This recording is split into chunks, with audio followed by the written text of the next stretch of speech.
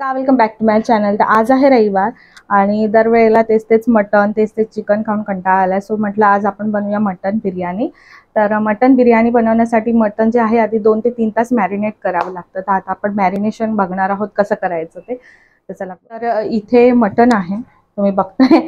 तुम्हाला जेवढं हवं तुम्ही तेवढं घेऊ शकता। मीठ टाकायचं आहे चवीप्रमाणे आणि हळद,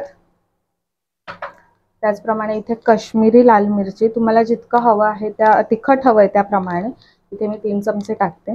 त्याच्यानंतर आपला घरचा मसाला थोडासा, कारण की तिखट हवं आहे म्हणून।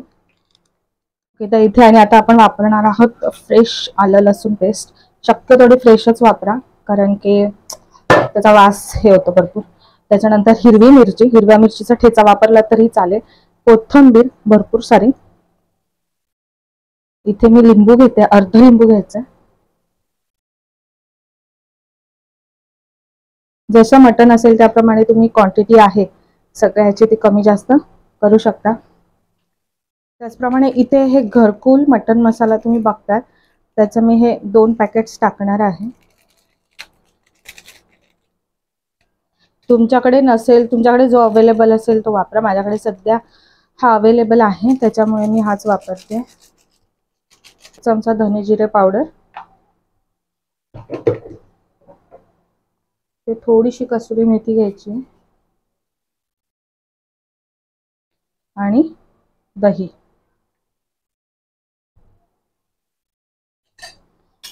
सगळं आता आपण मिक्स करून घेऊया।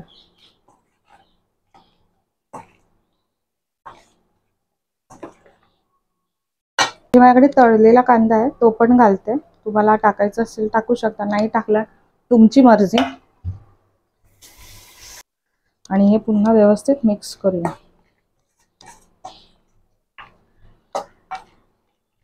फायनली आपले मटन आहे ते मॅरिनेट झालेलं आहे। आता त्याला 2 ते 3 तासासाठी ठेवायचं, जास्त वेळ ठेवलं तरी चालेल। तर त्याला झाकण लावून फ्रीजमध्ये ठेवून देऊया। मटन आपण मॅरिनेट करायला ठेवलेलं आहे। तर बाकीची जी प्रोसेस आहे आपण जेव्हा बिर्याणी बनवतो तेव्हा करणारे, म्हणजे भात वगैरे आहे ते आता मी दुपारी वाजल्यात 1, तर मी संध्याकाळसाठी बनवणार आहे। तर मग असं 6 वाजेपर्यंत छान ते मॅरिनेट होणार आहे। जर तुम्हाला मटन बिर्याणी बनवायचीच असेल तर त्याला मॅरिनेशन फार महत्त्वाचं आहे, कारण की मटणामध्ये तो तितका मसाला पूर्ण मुरणं फार गरजेचं आहे। तर आपण पुन्हा बाकीची प्रोसेस आहे ती संध्याकाळी करू। तर इथे जर तुम्ही बघताय तर ॲक्च्युली ना दुपारची वेळ आहे आणि आमच्या इथे इतकं आभाळ आलं आहे, म्हणजे पाऊस तर पडत नाही पण प्रचंड आभाळ आलं आहे, त्यामुळे एवढा काळोख झालेला आहे। आणि तुम्ही बाजूला त्या मलंग झोपलेला आहे, त्याच्यामुळे मी आपली छोटीशी लाईट लावून व्हिडिओ बनवायचं काम करते। तर इथे मी आदिवासी ऑइल आहे ते मागवलं होतं, तुम्ही बघितलं। लगेच मलांग कुठला, मला लगेच लाईट बंद करून झोपावं लागलं, तर त्याला झोपवलं फायनली।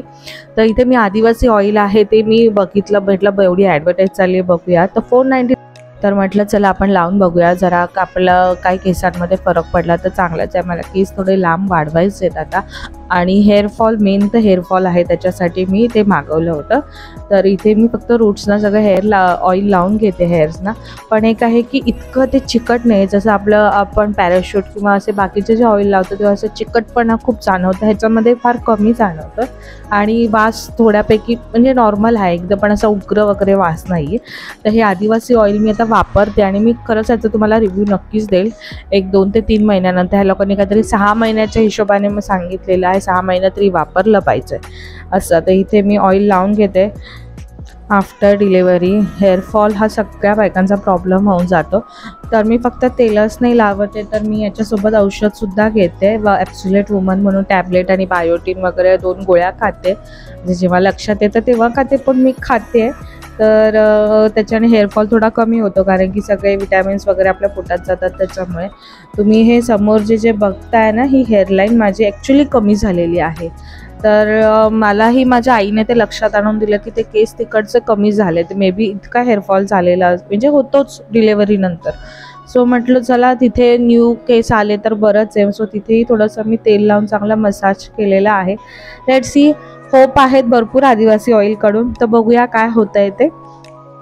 तर आता संध्याकाळ झाली आहे, मस्त 7:30-8 वाजायला आले, तर म्हटलं चला आपण बाकीची सुरुवात करूया। तर इथे एका मोठ्या भांड्यामध्ये, कढईमध्ये पाणी घेतलेलं आहे 2 ते 3 तांब्या। त्याच्यामध्ये दालचिनी, एक काळी वेलची, एक चक्री फूल, शहाजिरं, त्याचप्रमाणे तमालपत्र, लवंग, मिरी हे तुम्ही तुमच्याप्रमाणे सगळे गरम मसाले ॲड करून घ्यायचे आहे आणि छान पाणी उकळून द्यायचं आहे, म्हणजे आपल्याला जो बिर्याणीचा भात आहे तो आपल्याला शिजवता येईल. तर इथे मी हे सगळे मसाले याच्यामध्ये ॲड केलेत आणि पाण्याला चांगली उकळी आणून देणार आहे. पाण्याला छान अशी उकळी आलेली आहे. उकळी आलेल्या पाण्यामध्ये तर मीठ टाकते, 2 चमचे मीठ, थोडंसं जास्त टाकायचं कारण की आपण भात त्याच्यातून नितळून घेतो. आणि इथे मी बासमती तांदूळ आहे तो 1-2 वाट्या भिजत घातलेला होता. स्वच्छ धुवून 2 ते 3 वेळा स्वच्छ धुवून तो भिजत घातलेला होता, तो आपण ह्याच्यामध्ये ॲड करायचा आहे. गॅस अजिबात बारीक करायचं नाही, पण लक्षात ठेवायचं पाणी हे उकळतं हवं तर तो छान फुलतो भात. आणि आता आपण ह्याला पुन्हा एक उकळी आणून द्यायची. 5 मिनिटामध्ये भात तयार होतो, छान उकळून होतो. बघू शकता 5 मिनिटच लागलेलीत ॲक्च्युली. आणि इथे माझा हात भाजला ॲक्च्युली. आणि इथे आपला तांदूळ आहे तो बऱ्यापैकी शिजलेला आहे. अजून 1-2 मिनटं ठेवणार आणि हा तांदूळ आहे स्वच्छ छानपैकी असं आपण नितळून घ्यायचा आहे. तर इथे आहे मी एक चाळण घेतली आणि त्याच्या खाली भांडं घेतले. आपल्याला भात आहे तो नितळून घ्यायचा आहे, म्हणजे एकदम पण 100% नाही शिजवायचा, एक 98-97% शिजवायचा. तर इथे आधी तमालपत्र वगैरे आहे ते मी काढून घेते, कारण की मग ते जेवताना मध्ये मध्ये आलेलं पण ॲक्च्युली आवडत नाही खरं सांगायचं तर. तर इथे एक झारा घेतला आणि त्या मदतीने मी हा सगळा तांदूळ आहे तो छान नितळून घेणार आहे.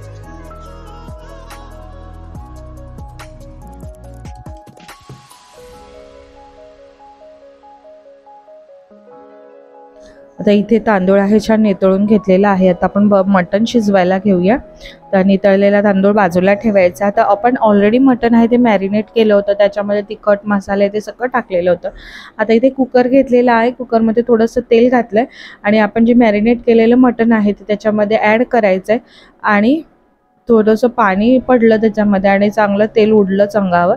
आणि हे जे मटण आहे त्याच्यामध्ये ॲड केलं, सगळा मसाला आहे ते सगळं ॲड करायचं व्यवस्थित. आणि आपण मटण आहे ते आता शिजवून घ्यायचं. एक 5-10 मिनटं तरी आधी ॲक्च्युली परतायचं आहे, डायरेक्ट कुकरला झाकण लावायचं नाही आहे. व्यवस्थित आधी परतून घ्यायचं. ते मटणातलं पाणी छानपैकी असं सुटलं पाहिजे, छान मटण असं त्याच्यामध्ये परतलं गेलं पाहिजे. आता इथे मटण छान परतलं गेलेलं आहे आणि आता आपण ह्याला कुकरला झाकण लावून ठेवून देणार आहोत. तर इथे मटण आहे आपलं छान परतलं आहे. यामध्ये मी अर्धा तांब्या असं पाणी घेतलेलं आणि ज्या भांड्यामध्ये मटण मॅरिनेट केलं होतं त्यात थोडासा मसाला लागला होता, तर ते सगळं आपण व्यवस्थित असं ॲड करून घेणार आहोत. अजिबात मसाला जो आहे तो वाया घालवायचा नाही आहे. त्या हिशोबाने आपण मटणामध्ये पाणी घातलेलं आहे. खूपही पाणी घालायचं नाही, आपल्याला रस्सा नाही करायचं, आपल्याला बिर्याणीसाठी मटण हवं आहे, त्या हिशोबानेच पाणी घ्यायचं आहे. अगदी अर्धा तांब्या वगैरे, अर्ध्या तांब्यापेक्षाही अगदी थोडंसंच पाणी मी घेतलं असेल आणि झाकण लावून छानपैकी मटण शिजवायला ठेवायचं आहे. बारीक गॅसवर आपल्याला चांगल्या 5 ते 6 किंवा 7-8 शिट्ट्या करून घ्या, ज्या पद्धतीने तुम्हाला माहिती आहे. प्रत्येकाची आपापली वेगवेगळी पद्धत असते त्याच्यामुळे. आता इथे आपलं मटण बघूया. हा एकच नंबर शिजला होता आणि एकच नंबर असा मटणाचा सुगंध पसरला होता. तर आता आपण बिर्याणी लावायला घेऊया. आपण थर लावायला घ्यायचं आहे. तर इथे मी एका बाजूला आधी कोळसा आहे तो गरम करायला ठेवला आहे. ज्या भांड्यामध्ये तांदूळ शिजवला होता मी त्याच्यामध्येच ॲक्च्युली थर लावणार आहे. तर आधी आहे जो आपला तांदूळ आपण नितळून घेतला होता तो आधी खालच्या साईडला थोडासा घालून घ्यायचा, एक थर त्याचा लावायचा. त्याच्यानंतर आपण जे मटण आहे शिजवून घेतलेलं तो मटणाचा एक थर लावायचा. जर तुम्हाला 2-3 थराची करायचं असेल तर तेवढा भात किंवा तेवढं जी सामग्री आहे किंवा मटण असेल चिकन असेल ते तेवढं असलंही पाहिजे. तर इथे मधल्या याच्यामध्ये आम्ही 2घच जण आहोत, त्याच्या हिशोबाने मी 2 थराचीच करते नेहमी. इथे मधल्या पोर्शनमध्ये नॉनव्हेज किंवा आपण जे काही बनवतो ते मधल्या पोर्शनमध्ये ठेवायचं. तर इथे मटण तुम्ही बघताय व्यवस्थित सगळीकडे पसरवून टाकलंय, त्याचा मसाला व्यवस्थित सगळीकडे पसरवून घ्यायचा. त्याच्यानंतर आपला उरलेला भात आहे तो वरतून ॲड करायचा आहे. आणि इथे मी आता अजिबात केशर पाणी किंवा काहीच केलं नव्हतं, कारण की मला दुपारनंतर माझं भरपूर पोटात दुखायला लागलेलं आणि मला ना अजिबात ते म्हणजे इच्छा होत नव्हती की अरे आता करायचं किंवा आता पोटात दुखतंय तर खायचं. त्याच्यामुळे मी फक्त साधं थर लावले आणि हे केलं, फक्त तळलेला कांदा असतो तोच टाकला. मी कोथिंबीर सुद्धा नाही टाकली वरून. मला इतकं म्हणजे कंटाळा नाही, मला खूप थकवा फील होत होता, प्रचंड थकवा वाटत होता. त्याच्यामुळे मी जास्त काही केलंच नाही. मग शेवटला फक्त हा कोळसा आहे तो एका वाटीत घेतला, तो कोळसा त्याच्यामध्ये ठेवला, त्याच्यावरून थोडंसं तूप घातलं आणि त्याचा छान असा दम दिला कोळशाचा. तुम्ही बघाल इथे कशा पद्धतीने असं तूप घालायचं आणि पटकन एखादं झाकण ठेवायचं, त्याच्यावरती जड काहीतरी वस्तू ठेवायची, म्हणजे जो तो वास असतो तो बाहेर निघून जात नाही, आणि पुन्हा एकदम बारीक गॅसवर ठेवून दिलाय. आता 20-25 मिनटं झालेली आहेत. आपलं बिर्याणी बघूया. छानपैकी अशी दम त्याला लावलेला, मस्त असं सुगंध येत होता.